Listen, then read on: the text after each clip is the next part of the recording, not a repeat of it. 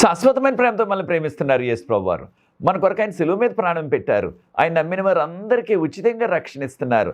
ఆ ప్రేమ గల యేసు ప్రభువారు త్వరలో వస్తున్నారు ఈ లోకానికి రెండవసారి. ఆయన నమ్మిన వారందరినీ కూడా పరలోకం తీసుకువెళ్తారు. ఆ ప్రేమ గల యేసు ప్రభు నామం పేరిట మిమ్మల్ని అందరినీ కూడా మన కడవరి కాలం కార్యక్రమానికి ఆహ్వానిస్తున్నాను. ప్రియ సోదరి సోదరులారా, ఈ యొక్క వర్తమానాలు లేమెన్ మినిస్ట్రీస్ ద్వారా మనకు అందించబడుచున్నవి. ఇది నాన్న మనము మరణించిన వారు మరలా తిరిగి బ్రతుకుతారా అనే అంశాన్ని మనం బైబిల్ గ్రంథం నుంచి ధ్యానిస్తున్నాం. ఇది నా 9వ ఎపిసోడు కనుక ప్రియ సోదరి సోదరులారా, మనము ప్రార్థన చేసుకుని ఈ యొక్క అంశాన్ని బైబిల్ గ్రంథం నుంచి నేర్చుకోబోతున్నాం. ప్రార్థన. పరిశుద్ధ ప్రేమ గల మా తండ్రి, మీకు స్తుతులు స్తోత్రాలు వందనాలు చెల్లిస్తున్నాం.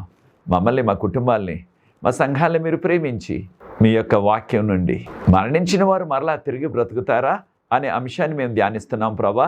ఈ యొక్క 9వ ఎపిసోడ్లో మీ కృపను మాకు అనుగ్రహించి ఈ విషయాలు లోతుగా మేము అర్థం చేసుకోవటానికి పరలోకపు జ్ఞానాన్ని మాకు ప్రసాదించి పరిశుద్ధాత్మతో మమ్మల్ని నింపి ఈ లోతైన మర్మాలు మేము అర్థం చేసుకునే కృప దయచేయమని, ఈ కార్యక్రమాన్ని ఎవరైతే వీక్షిస్తున్నారో వారిని, వారి కుటుంబాలను ప్రత్యేకంగా దీవించండి. ఈ పరిచర్య ముందుకు కొనసాగడానికి ఎవరైతే సహకరిస్తున్నారో వారందరినీ కూడా ప్రత్యేకంగా దీవించవలసిందని మీరే మహిమ ఘనత పొంది యేసు ప్రభువారి పరిశుద్ధమైన నామమును బట్టి ప్రార్థిస్తున్నాను తండ్రి, ఆమేన్. ప్రియ సోదరి సోదరులారా, మరణించిన వారు మరలా తిరిగి బ్రతుకుతారా? బైబిల్ గ్రంథంలో తప్పకుండా ఖచ్చితంగా యేసు ప్రభుని ఎవరైతే నమ్ముకుని వారు మరణించినప్పటికీ ఈ లోకంలో ఖచ్చితంగా మరలా బ్రతుకుతారు. వారు మహిమ శరీరాలతో లేవబోతున్నారు. కలకాలం ఇక మహిమ శరీరాలతోనే వారు జీవిస్తారు పరలోకంలో యేసు ప్రభుతోనే. ఈ దినాన మనము ప్రకటన గ్రంథంలో 6వ అధ్యాయంలో చెప్పబడిన 5వ ముద్రను గురించి మనం ధ్యానించబోతున్నాం. కారణం, అనేక మందికి ఈ యొక్క 5వ ముద్ర మీద అనేకమైన అపోహలు ఉన్నాయి. కనుకనే ఈ విషయాలు మనం నేర్చుకోబోతున్నాం. అయితే ఒక విషయాన్ని మనం గుర్తించాలా. అదేమిటంటే, ప్రకటన గ్రంథంలో చెప్పబడిన 7 ముద్రలు, 6 ముద్రలు 6వ అధ్యాయంలో ఉన్నవి, 7వ ముద్ర 8వ అధ్యాయంలో ఉన్నది. అయితే ప్రతి ముద్ర కూడా ఇంగ్లీష్లో సీల్ అంటున్నాం.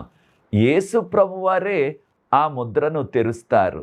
ఇక ఎవ్వరూ కూడా పరలోకంలో కానీ, భూమి మీద కానీ, భూమి కింద కానీ, అనగా మరణించిన వారిలో కానీ ఎవ్వరూ కూడా ఈ ముద్రలు విప్పటానికి యోగ్యులు కాదు అని ప్రకటన గ్రంథం 5వ అధ్యాయం 4వ వచనంలో మనం గమనిస్తున్నాం. ఈ విషయాన్ని గమనించిన ప్రకటన గ్రంథం రాసిన యోహాను గారు, ఆయనే శిష్యుడు కూడా, ఆయనే యేసు ప్రభుకు ప్రియమైన శిష్యుడు కూడా, ఆయన చాలా దుఃఖించారు. ఈ విషయాన్ని మనం ప్రకటన గ్రంథం 5వ అధ్యాయం 4వ వచనంలో, ఎప్పుడైతే ఈ యొక్క గ్రంథం అనగా 7 ముద్రలు గల గ్రంథం, ఇంగ్లీష్లో స్క్రోల్ అన్నారు, ఆ గ్రంథాన్ని తెరవటానికి, దాన్ని విప్పటానికి ఎవరు కూడా పరలోకంలో కానీ, భూమి మీద కానీ, భూమి కింద కానీ ఉన్నవారు ఎవరు కూడా అర్హులు కాదు అనే ఆ విషయం విన్నారో యోహాను గారు, ఆయనకి చాలా దుఃఖం వచ్చేసింది. కారణం, ఈ గ్రంథంలో ఏమి వ్రాయబడినది, ఆ యొక్క ముద్రలు విప్పితే అప్పుడు తెలుస్తుంది అని ఆయన దుఃఖిస్తుంటే 24 పెద్దల్లో ఒక పెద్ద యోహానుతో అన్నారు, యోహాను, నువ్వు దుఃఖించవద్దు, ఒక్కరే ఉన్నారు ఈ విశ్వంలో ఈ యొక్క 7 ముద్రలు గల గ్రంథాన్ని విప్పటానికి అర్హుడు. ఆయన ఎవరు? యూదా గోత్రపు సింహము. ఎవరు యూదా గోత్రపు సింహము? ఆయన దావీదు నుండి వచ్చినవాడు అని చెప్పబడ్డది. ఎవరు దావీదు వంశీయుడు? ఎవరు దావీదు యొక్క ఆ గోత్రానికి చెందినవారు అంటే తప్పకుండా యేసు ప్రభువారు. యేసు ప్రభువారే యూదా గోత్రపు సింహము. కనుక యెషయా గ్రంథం 11వ అధ్యాయం 1వ వచనంలో, యెషయా మొద్దు నుండి చిగురు పుట్టెను అనగా యేసు ప్రభు యొక్క యెషయా కుమారుడు దావీదు, దావీదు వంశం, దావీదు గోత్రం అనగా యూదా గోత్రం నుంచి యేసు ప్రభు వచ్చారు. కనుక యెషయా మొద్దు నుండి చిగురు పుట్టెనని సాదృశ్యంగా మనకు చెప్పబడ్డది. కనుక యేసు ప్రభు మాత్రమే యోగ్యుడు ఈ ముద్రలు విప్పడానికి. కనుక 5వ ముద్రను విప్పిన వారు కూడా యేసు ప్రభు వారే. ఎప్పుడైతే 5వ ముద్రను యేసు ప్రభు వారు తెరిచారో అప్పుడు యోహాను గారికి ఒక ప్రత్యేకమైన దృశ్యం కనిపించింది. ఈ విషయాలు మనం ప్రకటన గ్రంథం 6వ అధ్యాయం 9, 10, 11 వచనాలు, ఈ 3 వచనాలని మనం ధ్యానించబోతున్నాం ఇది నాన్న ఈ యొక్క 9వ ఎపిసోడ్లో. యోహాను గారికి ఏం కనిపించింది, ఏం చూచారనగా ఆయనకు బలిపీఠం కింద యోహాను గారికి ఆ యొక్క ఇంగ్లీష్లో ఆల్టర్ అంటున్నాం అనగా అది ధూపవేదిక, లేకపోయినట్లయితే దాన్నే బలి అర్పణ చేసే ఆ పీఠిక అంటున్నాం. అయితే ప్రియ సోదరి సోదరులారా, ఏం కనిపించింది, ఏం వినబడ్డది ఆయనకి అనగా అక్కడ అనేక మంది దుఃఖిస్తున్నట్లుగా, ఎంతో రోధిస్తున్నట్లుగా వినబడ్డది ఆయనకి. ఎవరు రోధిస్తున్నవారు అనగా ఎవరైతే యేసు ప్రభు యొక్క దేవుని యొక్క వాక్యము నిమిత్తం, ఆయన యొక్క సాక్ష్యము నిమిత్తం ఎవరైతే హతసాక్షులైపోయారో వారు ఎంతో గట్టిగా రోధిస్తున్నట్లుగా, దుఃఖిస్తున్నట్లుగా ఆయనకు వినబడ్డాది. అయితే ప్రియ సోదరి సోదరులారా, ఎక్కడ ఈ రోదన, ఈ దుఃఖం ఎక్కడ అంటే ఖచ్చితంగా ఇది పరలోకములో కాదు. మనందరికీ తెలిసిన రీతిగా బైబిల్ గ్రంథంలో వ్రాయబడిన మొట్టమొదటి హతసాక్షి, అనేక మంది ఉన్నారు కానీ మొదటి హతసాక్షి ఎవరు? యేసు ప్రభు కొరకు, ఆయన యొక్క సత్యం కొరకు ఆయన చంపబడ్డారు, ఆయన వధింపబడ్డారు. యేసు ప్రభు కొరకు, ఆయన సాక్ష్యం కొరకు, ఆయన యొక్క వాక్యం కొరకు, యేసు ప్రభు యొక్క సత్యం కొరకు ఆయన ప్రాణాలు కోల్పోయారు. ఎవరైనా? స్టెఫను క్రీస్తు శకం 34వ సంవత్సరంలో ఆయన రాళ్లతో కొట్టి చంపేశారు. కారణం యేసు ప్రభు నమ్ముకున్నాడని, యేసు ప్రభుని గురించి అనేక మందికి సాక్ష్యం ఇస్తున్నాడని, యేసు ప్రభు గురించి ఆయన బోధిస్తున్నాడని ఆయన మీద కక్ష కట్టి ఆనాటి యూదా మత నాయకులు, యూదా మత పెద్దలు వారు రాళ్లతో కొట్టి చంపేశారు. ఈ విషయాన్ని మనం అపోస్తల కార్యాలు 7వ అధ్యాయం 58వ వచనం నుంచి గమనిస్తున్నాం. అయితే ప్రియ సోదరి సోదరులారా, ఆయన రాళ్లతో కొట్టి చంపేస్తుంటే చనిపోతూ కూడా ఆయన మోకరించి ప్రార్థించి అప్పుడు ఆయన ప్రభువునందు నిద్రించెను అని చెప్పబడ్డది. ఆయన నిద్రించారు ప్రభువులో అనగా ఆయన మరణించాడు రాళ్లతో కొట్టబడి. మొట్టమొదటి హతసాక్షి ఆయన. ప్రియ సోదరి సోదరులారా, మనందరికీ తెలిసిన రీతిగా మనం ఎవరైనా సరే నిద్రించినప్పుడు, అది పగలైనా రాత్రైనా, ఎక్కువసార్లు మనం అందరూ కూడా రాత్రి నిద్రపోతాం. కొన్ని సందర్భాల్లో పగలు కూడా కాస్త కునికి వేస్తాం. మనం నిద్రపోయినప్పుడు, అది పగలైనా రాత్రైనా సరే, మనలో ఉన్న ఆ ఆత్మ, మనలో ఉన్న ఆ జీవాత్మ అది ఎక్కడికైనా వెళ్తాదా? అదేదైనా వేరే ప్రాంతానికి, వేరే ఊరు, వేరే దేశం వెళ్తాదా? అయితే మనందరికీ తెలిసిన రీతిగా తరచుగా మనకు కళలు వస్తూ ఉంటాయి. ఆ కళలో మనం ఎక్కడో ఉంటాం, వేరే ఊరిలో, వేరే దేశంలో. కొన్ని సందర్భాల్లో ఆ సందర్భంలో ఆ యొక్క వ్యక్తిలో ఉన్న ఆ జీవాత్మ ఆ దేశానికి వెళ్తుందా, ఆ ప్రాంతానికి వెళ్తుందా, ఆ రాష్ట్రానికి వెళ్తుందా, లేకపోతే ఇంకొక ఊరు వెళ్తుందా అంటే కానే కాదు.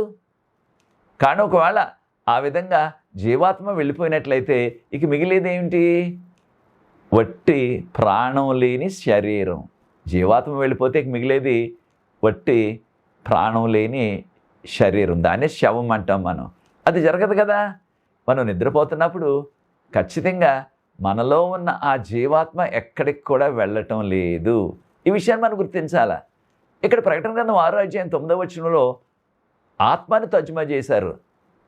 అనేకమైన దేవుని కొరకు హతసాక్షులైపోయిన ఆత్మలు ఎంతో దుఃఖిస్తున్నట్లుగా, రోధిస్తున్నట్లుగా చెప్పబడ్డది. అయితే ఇక్కడ వాడబడిన గ్రీకు పదము ఆత్మ అనే మాటకు మన భాషలో ఆత్మని తర్జుమా చేశారు. అక్కడ మూల భాష మనందరికీ తెలిసిన రీతిగా క్రొత్త నిబంధన అంతా కూడా గ్రీకు భాషలో రాశారు.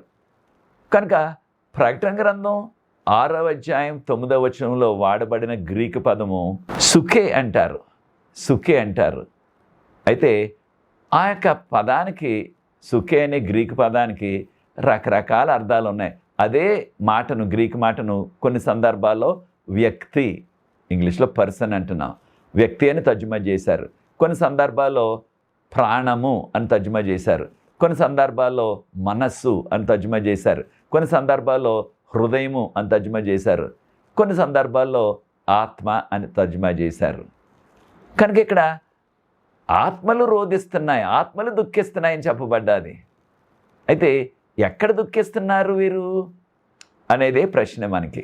అయితే చాలామంది అపోహపడేది ఏమిటంటే వీరు పరలోకంలోకి వెళ్ళిపోయి, అంటే చాలామంది యొక్క అపోహ ఏమిటంటే చనిపోయిన వెంటనే మంచివారైతే ఆ వ్యక్తి యొక్క ఆ ప్రాణము లేక ఆ జీవాత్మ, జీవవాయువు, రకరకాల పేర్లతో పిలుస్తున్నారు, అది పరలోకం వెళ్ళిపోతుంది అన్నట్టుగా అనుకుంటున్నారు. ప్రకటన గ్రంథం 6:9 గమనించినట్లయితే వీరు ఎంతో బిగ్గరగా గట్టిగా దుఃఖిస్తున్నారు, రోధిస్తున్నారు. అయితే ప్రియ సోదరి సోదరులారా, ఒక విషయాన్ని గమనించాలా, వారు పరలోకంలో దుఃఖిస్తున్నారా, భూమి మీదే దుఃఖించారా? అయితే మనందరికీ తెలిసిన విషయం ఏంటంటే ఈ దుఃఖం అనేది, ఏడ్పు అనేది ఈ భూమి మీద మాత్రమే. మానవులుగా మనకు వచ్చే రకరకాల వ్యాధులను బట్టి, సమస్యలను బట్టి, సవాళ్ళను బట్టి అప్పుడప్పుడు మనం దుఃఖిస్తూ ఉంటాం. కొన్ని సందర్భాల్లో ఎంతో రోధిస్తాం పరిస్థితిని బట్టి. అయితే అది ఈ భూమి మీద మాత్రమే, ఈ పాపలోకంలో మాత్రమే. ఖచ్చితంగా పరలోకంలో ఆ విధమైన రోదన, దుఃఖము లేనే లేవు. ప్రకటన గ్రంథం 21:4 ఇవి నా మాటలు కాదు, దేవుని మాటలు, బైబిల్ గ్రంథంలో ఉన్న మాటలు. పరలోకంలో ఇక దుఃఖం అనేది లేనే లేదు, కన్నీళ్ళు అనేవి లేనే లేవు. కనుక వీరు అనగా వీరి యొక్క జీవాత్మ, లేకపోతే వీరి యొక్క ప్రాణాలు, లేకపోతే వీరి యొక్క ఆత్మలు కొంతమంది అనుకునే రీతిగా దుఃఖించేది పరలోకంలో కాదు. కారణం పరలోకంలో దుఃఖం అనేది లేనే లేదు. ప్రకటన గ్రంథం 21:4 కనుక వీరు ఎంతో బిగ్గరగా గట్టిగా రోధిస్తున్నారని ప్రకటన గ్రంథం 6:9 మనం చూచాం.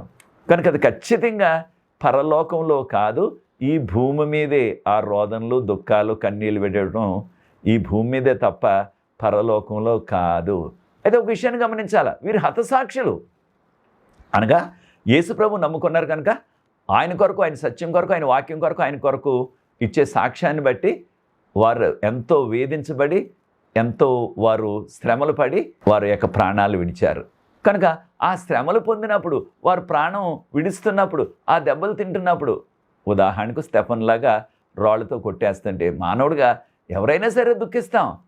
ఆ విధంగా కొడుతున్నట్లయితే, లేకపోతే ఆ విధంగా హింసలు పొందుతున్నట్లయితే ఖచ్చితంగా మనం రోధిస్తాం. అయితే ఈ రోదన వారు మరణించినప్పుడు ఈ భూమి మీద వారు చేసిన ఆ రోదన, ఆ దుఃఖం, అంతేగాని పరలోకములో కాదు.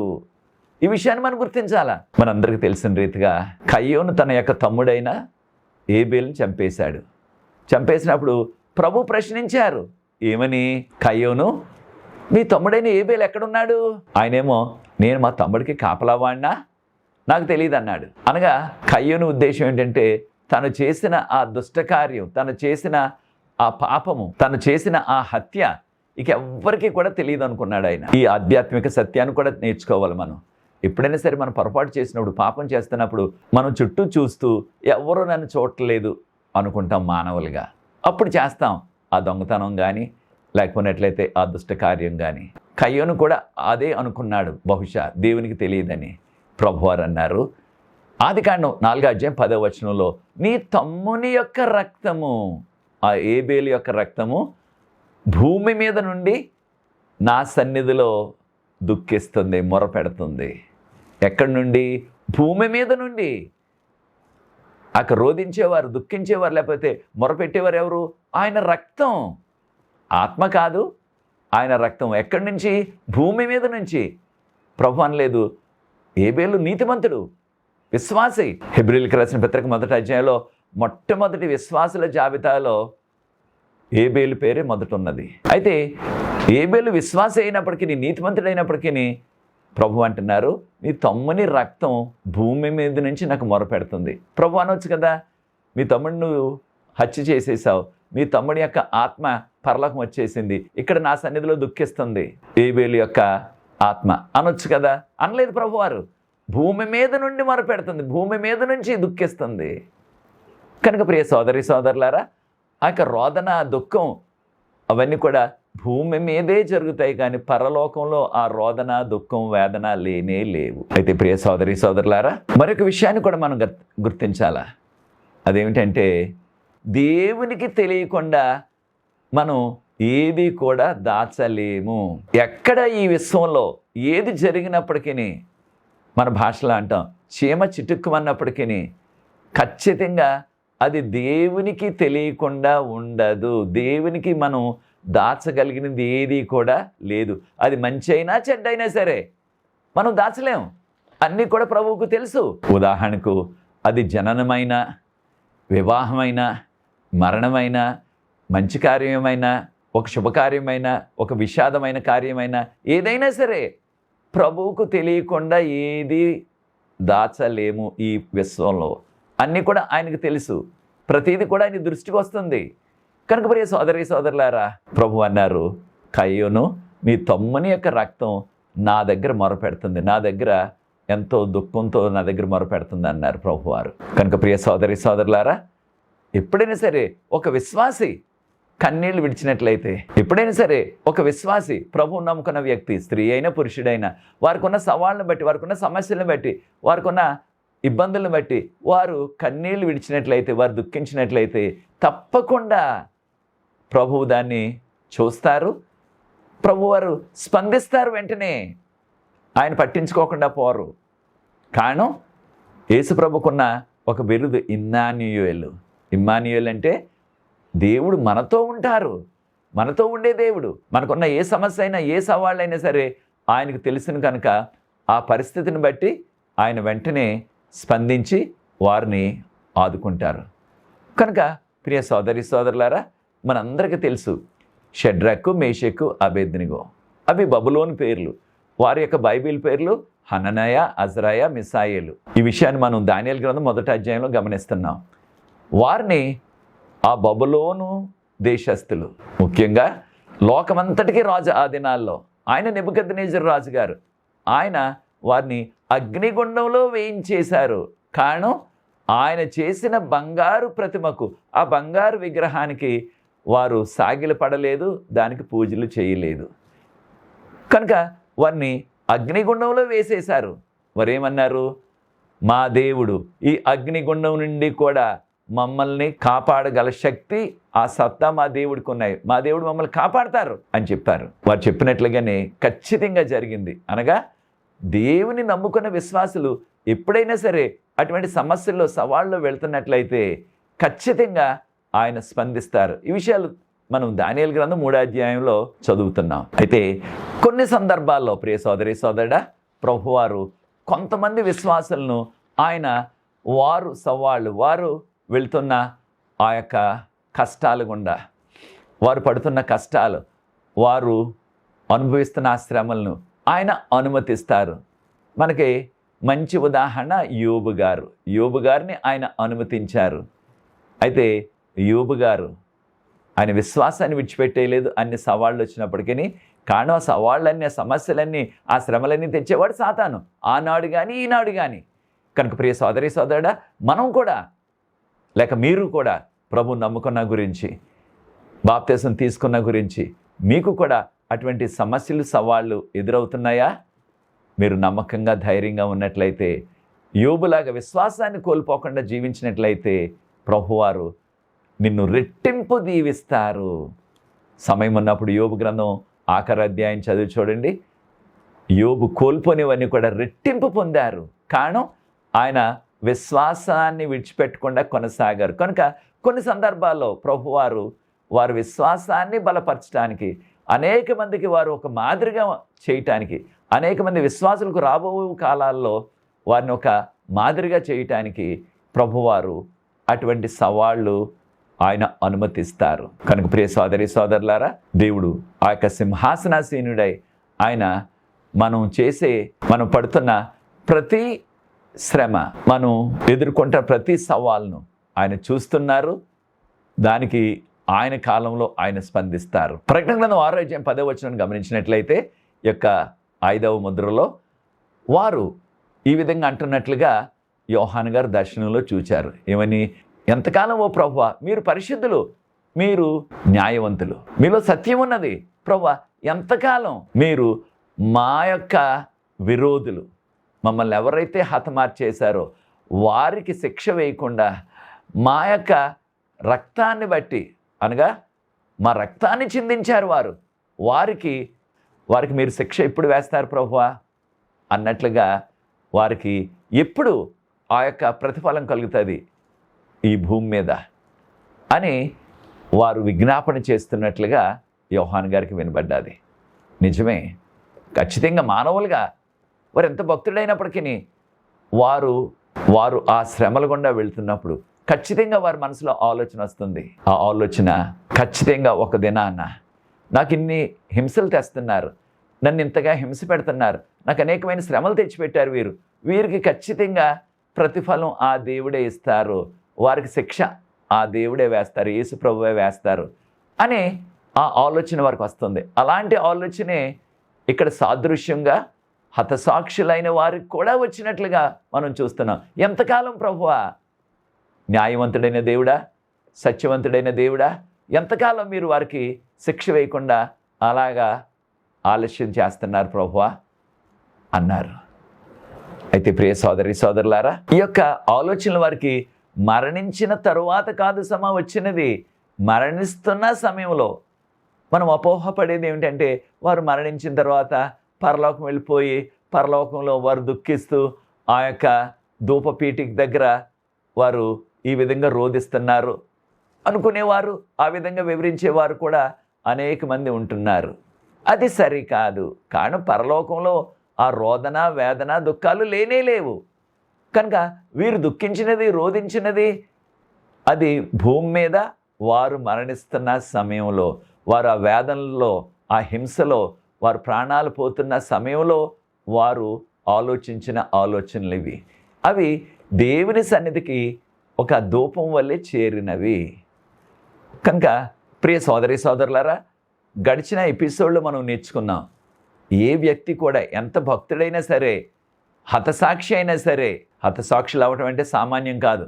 ఎంతో వేదన రోదన ఎంతో శ్రమలు వారు పొంది అప్పుడు ప్రభువు కొరకు వారు హతసాక్షులు అయిపోయారు, అనగా మరణిస్తున్నారు. అటువంటి వారు కూడా ప్రియ సోదరి సోదరులారా, వారు ఎంత భక్తుడైనా సరే, ఎంత నీతిమంతులైనా సరే, చనిపోయిన వెంటనే ఎవరు కూడా పరలోకం వెళ్ళరు. వారి ప్రాణం లేక వారి యొక్క జీవాత్మ, వారి యొక్క ఆత్మ, మీరు ఏదైనా పేరు పిలవండి, అది ఖచ్చితంగా వెళ్ళటం లేదు అని మనం గమనిస్తున్నాం అని బైబిల్ గ్రంథం బోధిస్తుంది మనకి. చూడండి, ప్రకటన గ్రంథం 20 ప్రకటన గ్రంథం 20 కాగా ప్రభు కొరకు ఆయన యందు విశ్వాసం కొరకు శిరచ్ఛేదనము చేయబడిన వారు, అంటే వారి యొక్క తలలు నరకబడ్డాయి, అనగా వారిని వధించేశారు.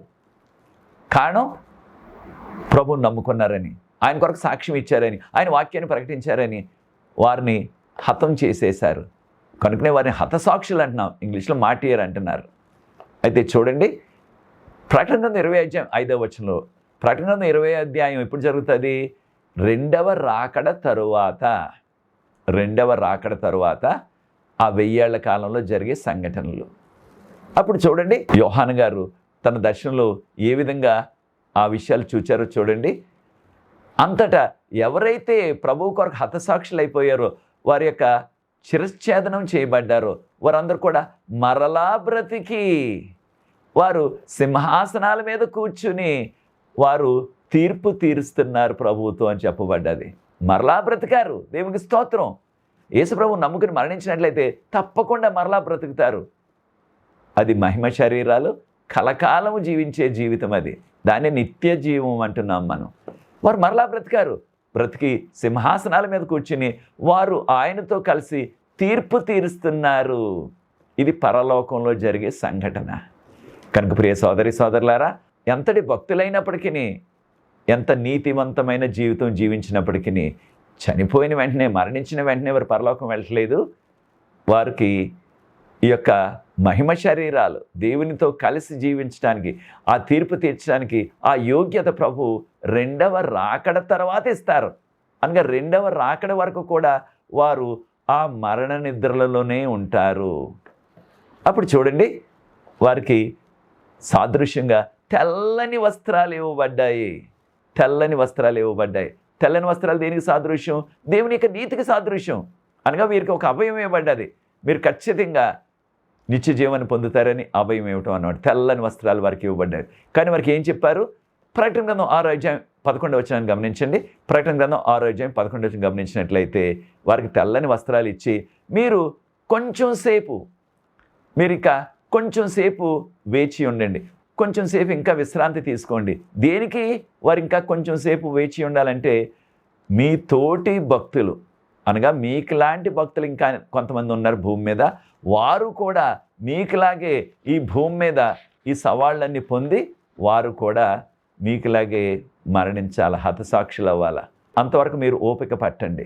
అనగా ప్రియ సోదరి సోదరులారా, మీరు విశ్రాంతి పొందండి. అనగా విశ్రాంతి పొందటం అంటే మరణం, ఆ మరణంలోనే ఆ యొక్క మరణ నిద్రే విశ్రాంతి. మనం నిద్రపోతున్నప్పుడు మనకు కలిగేది ఏమిటి? మన శరీరానికి విశ్రాంతి. అలాగే కొంతకాలం భూమి మీద జీవించిన తర్వాత మనకు వచ్చేది మరణం. ఆ మరణం ద్వారా మనకు వచ్చేది ఆ యొక్క విశ్రాంతి. కనుకనే చూడండి, గాబ్రియేలు దూత దానియేలు ప్రవక్తతో చెప్పారు. అప్పటికి దానియేలు గారికి 90 సంవత్సరాలు దాటిపోయాయి. దానియేలు గ్రంథం 12:13 గాబ్రియేలు దూత అన్నారు, దానియేలు నీవు విశ్రాంతి పొందు, అప్పుడు ఆఖరు గడియలో ఆఖరు దినాన మరలా లేచి నీ కొరకు ఏర్పాటు చేయబడిన ఆ బహుమానాన్ని, ఇంగ్లీష్లో రివార్డ్ అంటున్నాం, ఆ బహుమానాన్ని నువ్వు పొందుతావు. అనగా అప్పటి వరకు కూడా ఎప్పుడు దేవుడిచ్చే బహుమానం పొందేది? రెండవ రాకడ దినాన. ఆ జీవ కిరీటం అవన్నీ కూడా మనం పొందేది రెండవ రాకడ దినాన. కనుక రెండవ రాకడ వరకు కూడా విశ్రాంతి పొందటం అంటే ఆ మరణ నిద్రలోనే వారు ఉంటారు. ఆ మరణ నిద్రలో మట్టి అయిపోతారు. అయితే మరణ నిద్రలో మరణించిన వారికి ఏమీ తెలియదని ప్రసంగి గ్రంథం 9:5-6 మనం చదువుతున్నాం. బ్రతుకున్న మనకు తెలుసు ఒక దినాన్ని మనం మరణిస్తామని, కానీ చనిపోయిన వారికి ఇక ఈ భూమి మీద జరిగేది ఏది కూడా ఇక వారికి తెలియదు అని చెప్పబడ్డది. కనుక దానియేలు గారికి కూడా, దానియేలు లాంటి ప్రవక్త అయినప్పటికీ ఆయన వెంటనే పరలోకం వెళ్ళలేదు, ఏ భక్తుడు కూడా వెళ్ళలేదు. కారణం రెండవ రాకడ వరకు కూడా వారు మరణ నిద్రలోనే ఉంటారు. కనుక మరణ నిద్ర వచ్చే వరకు కూడా వారు యొక్క విశ్రాంతి పొందుతూ ఉంటారు.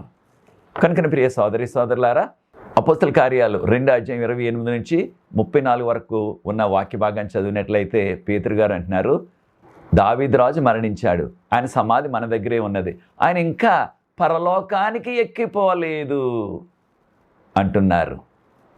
అపోస్తల కార్యాలు 2:34 అనగా మరణించిన వారు ఎవ్వరు కూడా ఇంకా పరలోకం వెళ్ళలేదు. రెండవ రాకడప్పుడు వారు మరణ నిద్రలోంచి మేల్కొంటారు. అప్పుడు మహిమ శరీరాలతో ప్రభువు మనల్ని పరలోకం తీసుకువెళ్తారు. కనుక ప్రియ సోదరి సోదరులారా, ఈ 5వ ముద్ర సాదృశ్యంగా చెప్పబడ్డది, అంతేగాని దీన్ని వాస్తవంగా పరలోకంలో చనిపోయిన వారి ఆత్మలు దుఃఖిస్తున్నారు, రోధిస్తున్నారని అనుకోవద్దు. అది సరికాదు. కారణం రెండవ రాకడ వరకు కూడా మరణించిన వారు ఎవరైనా సరే ఆ మరణ నిద్రలోనే ఆ విశ్రాంతి పొందుతున్నారు. రెండవ రాకడలో మహిమ శరీరంతో లేస్తారు, ప్రభు పరలోకం తీసుకువెళ్తారు. అది నీ నిర్ణయం అన్నట్లయితే నాతో ఏకీవించండి, ప్రార్థించి ఈ యొక్క 9వ ఎపిసోడ్ ముగిస్తాను. అనేక విషయాలు ఉన్నాయి కనుక వచ్చే ఎపిసోడ్లో కూడా 10వ ఎపిసోడ్లో కూడా మరికొన్ని విషయాలు మనం నేర్చుకోబోతున్నాం. ప్రార్థన. పరిశుద్ధ ప్రేమ గల మా తండ్రి, మీకు స్తుతులు స్తోత్రాలు చెల్లిస్తున్న కార్యక్రమాన్ని ఎవరైతే వీక్షిస్తున్నారో ప్రతి వారిని వారి కుటుంబాలు ప్రత్యేకంగా దీవించండి. మీ యొక్క వాక్యం నుండి ప్రభా, మీ యొక్క బైబిల్ గ్రంథం నుండి ఈ సత్యాలు నేర్చుకొని మీకు యోగ్యమైన కుమారులుగా కుమార్తెలుగా జీవిస్తూ త్వరలో మీరు వస్తున్నారు. మీరు అక్కడ కొరకు మేము సిద్ధపడచ్చు, అనేక మందిని సిద్ధపరిచే ఆ ధన్యత దయచేయవలసిందని యేసు ప్రభువారి పరిశుద్ధమైన నామమును బట్టి ప్రార్థిస్తున్నాను తండ్రి. ఆమేన్. God bless you.